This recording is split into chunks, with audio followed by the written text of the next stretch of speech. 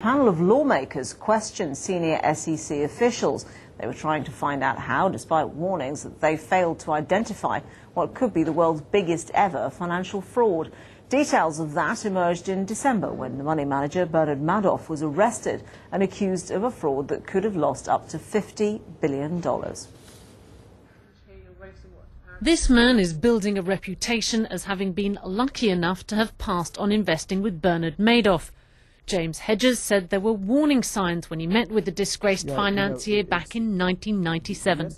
He never really got me comfortable with the strategy. The way he talked about the returns that he described, the way he talked about his strategy, the way he talked about his other businesses, none of it lined up with the actual strategy that was described in the returns that were delivered. The amount of money you were planning to invest wasn't chump change.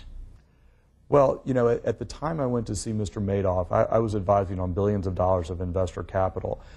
We represented high net worth families in the U.S. We represented a state pension at that time that had a $3.5 billion hedge fund program. We represented foundations and endowments.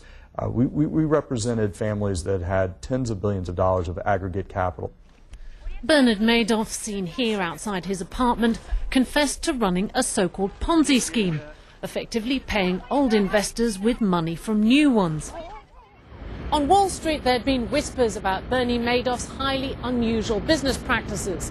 The Securities and Exchange Commission heard about these rumblings and examined the company, but failed to detect any fraud.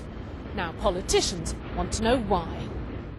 Clearly, our regulatory system has failed miserably. While Mr. Madoff was in a Manhattan court, on Capitol Hill they were talking about regulatory failings.